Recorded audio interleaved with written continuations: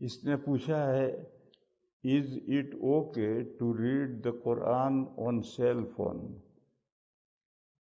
مرکز نظام الدین میں جو امیر ہیں اس وقت مولانا سعد صاحب، وہ تو کہتے ہیں کہ موبائل میں تلاوت کرنا ہی جائز نہیں۔ مرکز میں نظام الدین میں جو مولانا سعد صاحب ہیں وہ کہتے ہیں اس میں موبائل میں تلاوت ہی جائز نہیں۔ مسجد میں سارے قرآن رکھے ہوئے ہیں، موبائل میں تلاوت کرنے کی ضرورت کیا؟ میں یہ نہیں کہتا جو مولانا سعد صاحب کے بارے میں ہے کہ موبائل میں تلاوت ہی جائز نہیں ہے، میں یہ نہیں کہتا۔ میں یہ کہتا ہوں کہ مسجد میں 10 20 قرآن رکھے ہیں، آپ کو موبائل میں پڑھنے کی کیا ضرورت ہے؟ قرآن لے کر کیوں نہیں پڑھتے؟ اور آپ کے گھر میں بھی قرآن ہے، کوئی مسلمان کا گھر قرآن سے خالی نہیں ہوتا ہے، تو آپ قرآن لے کر کیوں نہیں پڑھتے اس میں؟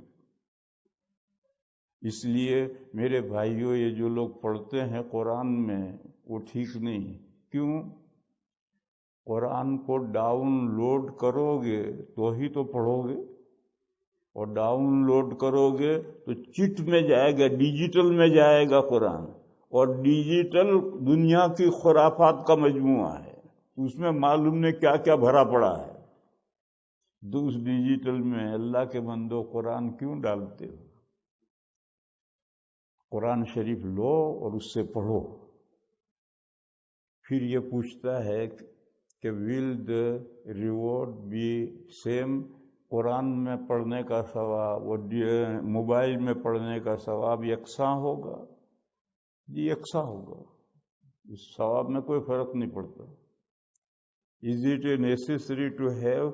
کیا ادو کیا ہے؟ ادو کیا؟ ہاں؟ وضو کہاں لکھا ہے؟ وضو لکھا ہے لیکن Is it necessary to have وضو to read؟ قرآن پڑھنے کے لیے وضو نہیں، بے وضو بھی قرآن پڑھ سکتے ہیں، البتہ ہاتھ لگانا جائز نہیں۔